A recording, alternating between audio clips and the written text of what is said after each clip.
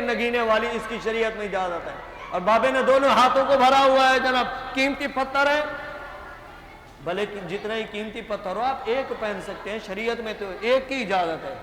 اپنی ایک ہاتھ سے نکالا, 10 انگوٹیاں دونوں ہاتھوں میں پہنی ہوئی ہیں, آپ نے گلے میں ہار کڑے پہنے ہوئے ہیں جناب.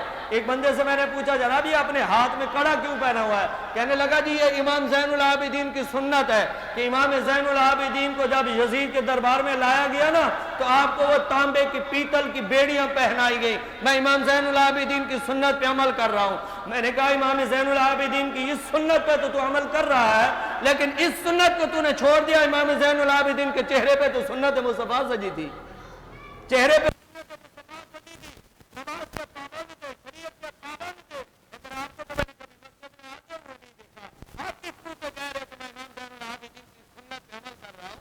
یہ عوام کو بہکایا جا رہا ہے, دھوکے میں مبتلا کر کے لوٹا جا رہا ہے عوام کو. خدا را اپنے آپ کو سمجھے, اپنے مقام کو سمجھے اور اصلی اور نقلی چیز کی تمیز رکھیں, پرکھیں, قسمتی ذہن کی جو ہے وہ استعمال کر کے پرکھیں کہ اس معاشرے کے اندر سچے لوگ کون ہیں, اچھے لوگ کون ہیں, مخلص لوگ کون ہیں, اور اللہ کے ولی کہاں ہیں.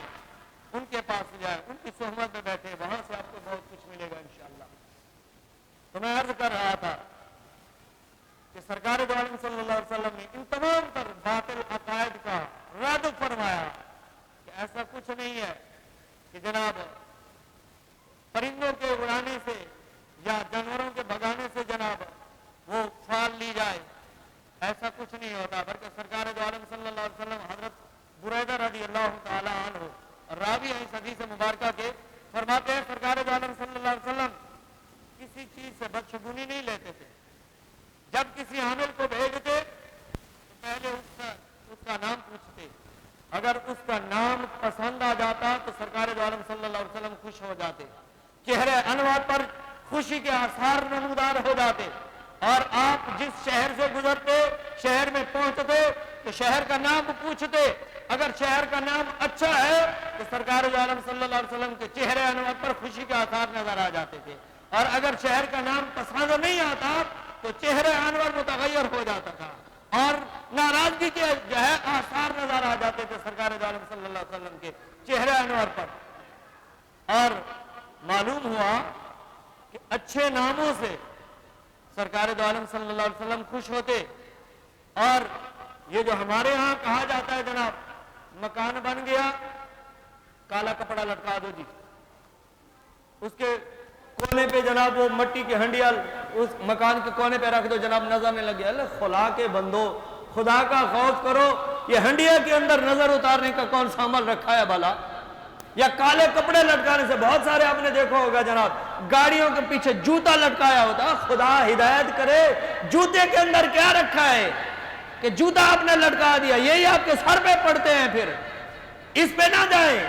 آپ کو اگر کاروبار میں عمل کے اندر اگر آپ کو برکتیں چاہیے تو قرآن پڑھو, قرآن کی تلاوت کرو, شریعت کی تابعداری کرو, شریعت کے آئینے کے اندر اس دائرے کے اندر رہ کر زندگی گزارو, پھر دیکھنا کیسے برکتیں ملتی ہیں. نماز ہم نہیں پڑھتے, جھوٹ ہم بولتے ہیں, فراڈ ہم کرتے ہیں, دھوکہ دہی ہم کرتے ہیں, پھر کہتے ہیں جی کاروبار میں برکت نہیں ہے. دکانوں کے اندر جناب وہ گھوڑے کی نال اتار کے دکانوں کے اندر لٹکائی ہوئی جناب, اس سے نظر نہیں لگتی جناب, جادو کا اثر ہے. خدا ہدایت کرے, ان کے اندر کچھ نہیں رکھا. اگر کچھ رکھا ہے تو اللہ کی جو بتائے ہوئے طریقے ہیں, میرے مصطفیٰ کریم علیہ السلام کے بتائے ہوئے طریقے ان کے اندر رکھا ہے. آپ 12 بجے 1 بجے جا رہے ہیں دکان کے اندر, دکان کھول رہے ہیں, اور جناب وہاں پہ جا کر جاتے ہی آپ نے انڈیا کے گانے چلا دیے تو دکان میں برکت تھوڑی آئے گی. اگر آپ کو برکت چاہیے صبح کے وقت نماز پڑھ کے جاؤ, قرآن کی تلاوت کرو, نعتیں لگاؤ, نعتیں پڑھو, درود پڑھو آقا کی ذات پر, پھر دیکھنا کاروبار میں برکت نہیں ہوتی کیسے. ہمارے ہاں اس عمل کو جو ہے ایک رواج بنا دیا گیا جناب کہ یہاں خصوصاً شہر کراچی کے اندر روٹین ہی کچھ اور ہے. 12 بجے تک جو ہے سو کر اٹھا جاتا ہے, پھر 12 بجے کے بعد ظہر کے بعد صبح ہوتی ہے. حالانکہ اگر کاروبار کو دیکھا جائے تو صبح کے بعد برکت والا ٹائم ہوتا ہے, صبح کے وقت کاروبار کرنا چاہیے. بہرحال میرا یہ موضوع ہے, میں اس طرف نہیں جاؤں گا, میں ایک جنرل بات کر رہا تھا. تو یہ ہمارے معاشرے کے اندر یہ جو برائیاں ہیں آج اس کو ختم کرنے کی ضرورت ہے. آپ شریعت کی تابعداری کریں، نماز کی پابندی کریں، صبح شام قرآن کی تلاوت کریں۔ کہا جاتا ہے جی میں پتہ نہیں کماتا تو بہت سارا ہوں، امام صاحب سمجھ نہیں آتی پیسہ کہاں جا رہا ہے۔ میرے آقا صلی اللہ علیہ وسلم نے ایک وظیفہ بتایا۔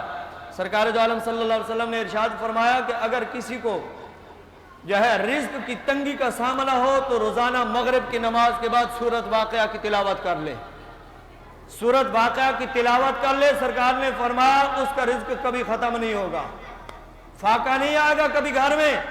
ہمارے ہاں کیا ہوتا ہے جناب، 2-3 دن کاروبار ٹھپ ہوا، کسی نہ کسی جاہل بابے کے پاس پہنچ گیا، بابے نے بھی آپ کو جناب کچھ کا کچھ بنا دیا، جناب فلاں نے کچھ کروا دیا تو فلاں نے کچھ کروا دیا، تو وہ بیٹھے اس لیے لوٹنے کے لیے بیٹھے آپ کو خدا کے لیے۔